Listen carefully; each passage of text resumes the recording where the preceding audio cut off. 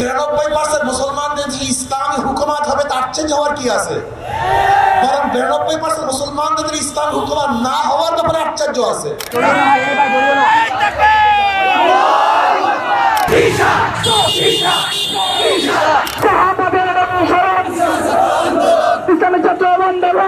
এদেশ নিয়ে ভালো মন্দ নিয়ে চিন্তা করার দায়িত্ব আমাদের রয়েছে।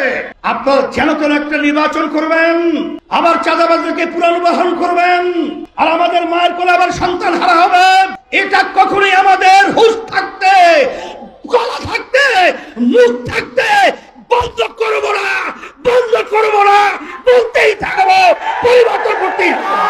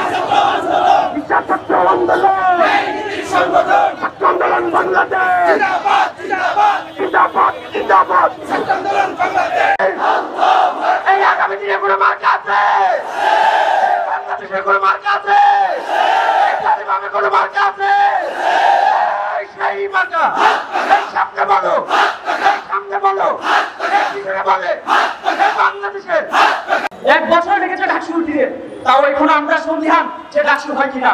আমরা এখনো নিশ্চিত না যে ঢাকা বিশ্ববিদ্যালয়ে তফসিল ঘোষণার পর এখনো ডাকসু হবে কিনা।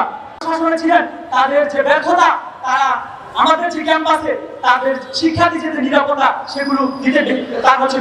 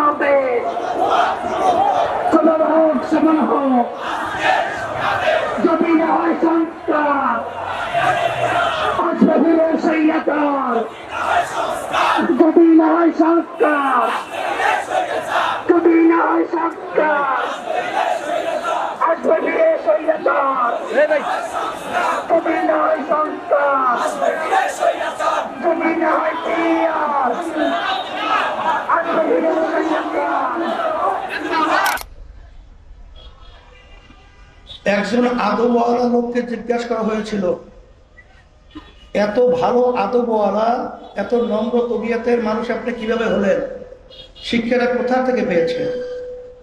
তখন সে বলেছিল, বেয়াদবের থেকে আমি শিক্ষা গ্রহণ করেছি। ইসলামী ছাত্র আন্দোলন, সাহাবাদের অনুসরণ। আমি তোমাদেরকে বলবো, অন্য অন্য রাজনৈতিক দলের ছাত্র সংগঠন রয়েছে, তাদের আচরণগুলো আমাদের সামনে দিনের মতো পরিষ্কার। ওরা কিন্তু সন্ত্রাসী, খুনি, চাঁদাবাজি, বিভিন্ন অপকর্মের সাথে জড়িয়ে আছে। আর এর থেকে তোমরা শিক্ষা গ্রহণ করে তোমরা ভালো একটা আদর্শ, ইসলাম যে কি চায় এটা তোমরা বাংলার জমিনের ভিতরে বাস্তবায়ন করে দেখাতে হবে। আলহামদুলিল্লাহ, শুকরিয়া আদায় করছি যে 34 বছর হয়ে গেল ইসলামী ছাত্র আন্দোলন প্রতিষ্ঠিত হয়েছে, আল্লাহর রহমতে, আল্লাহর খাস মেহেরবানি, তোমাদের দোয়ায় আজ পর্যন্ত কোনো বদনামের ছাপ ছাত্র আন্দোলনের ছেলেদের প্রতি আল্লাহর রহমতে কালির কোনো লেপন আল্লাহর ভজরে লাগে নাই। আর এদারাই সিগন্যাল আসছে যে তোমাদের মাধ্যমেই এই বাংলাদেশ সাধারণ অসহায় মানুষগুলো তারা স্বাধীন পাবে, অসহায় মানুষগুলো মাথা উঁচু করে দাঁড়াতে পারবে এবং এখান থেকে খুনিদেরকে তোমরাই জমিন থেকে উৎখাত করতে পারবে। আমি বেশি লম্বা আলোচনা না করে সংক্ষেপে বলবো, আজকে 53 বছরে আমাদের দেশে সুষ্ঠু ধারা কোনো রাজনীতি প্রতিষ্ঠিত হয় নাই। আপনারা জানেন গত বছর জুলাই আগস্ট ছাত্র যখন বৈষম্য বিরোধী সংগ্রামে যখন নেমেছিল তখন তারা জীবন দিয়েছিল, পঙ্গু হয়েছিল, চক্ষু হারিয়েছিল, হাজার হাজার মায়ের কোন সন্তান হারা হয়েছিল। আমাদের মূল একটা লক্ষ্য উদ্দেশ্য ছিল এ দেশকে আমরা সুন্দরভাবে সাজাবো, এই দেশটা আবার স্মরণীয় দেশ হবে, আর আমাদের দেশের টাকা পাচার হবে না, আর আমাদের মায়ের কোন সন্তান হারা হবে না, আর এই দেশে আইনাগার তৈরি হবে না, লক্ষ লক্ষ পরিবার মিথ্যা কেসের মাধ্যমে আর সংসার ধ্বংস হবে না, এরকম একটা দেশ আমরা চেয়েছিলাম। কিন্তু দুঃখের মধ্যে বলতে হয় আজকে স্বার্থন্বেষী মহল ক্ষমতালিপ সুযোগ রয়েছে, আবার আমাদের দেশকে শান্তি করার জন্য বিভিন্ন হিরো স্বার্থ নিয়ে নির্লক্ষ্য অনুযায়ী কাজ করছে। এর পরিবর্তন আমাদেরকে করতে হবে। তারা পিয়ার বোঝে না, খায় না, মাথায় দেয়। আমি পরিষ্কার বলছি 91টা দেশের মধ্যে পিয়ার রয়েছে। আপনার বলে ভঙ্গুর একটা সংসদ তৈরি হবে, বিভিন্ন খোরা যুক্তি। তাহলে যে দেশের ভিতরে পিয়ার পদ্ধতি নির্বাচন চলছে, কোন দেশে কি এই যুক্তির মাধ্যমে পিয়ার তারা কি বাদ দিয়েছে? কি বাদ দিল? তা বাদ তো দিলই না, বরঞ্চ আরো নতুন নতুন দেশ পিয়ার পদ্ধতির নির্বাচনের মাধ্যমে দেশকে সুন্দর একটা দেশ করার প্রক্রিয়া তারা আগাচ্ছে। এখানে পরিষ্কার ভাবে আমরা বলছি অন্তর্বর্তীকালীন সরকারকে, আপনার কমিটমেন্ট ছিল সংস্কার করবেন, খুনিদের বিচার দৃশ্যমান করবেন, তারপরে আপনার জাতীয় নির্বাচনের ব্যবস্থা করবেন। এখন পর্যন্ত আমাদের মৌলিক সংস্কার আমরা দেখছি না, হয় নাই। এরপরে আমরা দৃশ্যমান কোনো বিচার দেখি না, এটা দৃশ্যমান করতে হবে।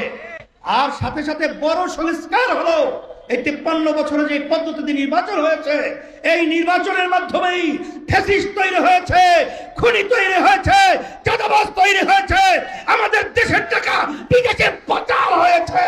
এই নির্বাচন আর বাংলা চলে দেখছে না।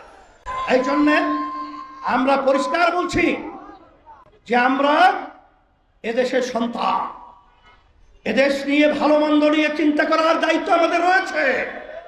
আপনারা যেন তেন একটা নির্বাচন করবেন, আবার চাঁদাবাজদেরকে পুনর্বাহন করবেন, আর আমাদের মায়ের কোলে আবার সন্তান হারা হবে, এটা কখনোই আমাদের হুঁশ থাকতে, গলা থাকতে, মুখ থাকতে বন্ধ করবো না, বলতেই থাকবো, পরিবর্তন করতেই হবে।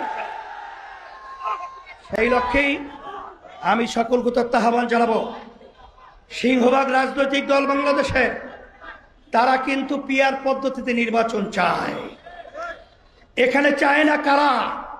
এটা কি দেশের স্বার্থে না ব্যক্তি না দলের স্বার্থে? এটা কিন্তু আমরা জেনে ফেলেছি। যদি আপনারা নাই চান, আমরা পরিষ্কার ভাবে বলছি বাংলাদেশের জনগণের কাছে মতামতের জন্য পাঠিয়ে দেন, গণভোটের ব্যবস্থা করেন। কারণ সুজন তারা সাধারণ আমাদের মানুষের, বাংলাদেশের জনগণের কাছে তারা মতামত চেয়েছিল। 71% মানুষ পিয়ারের পক্ষে তারা মতামত প্রকাশ করেছে।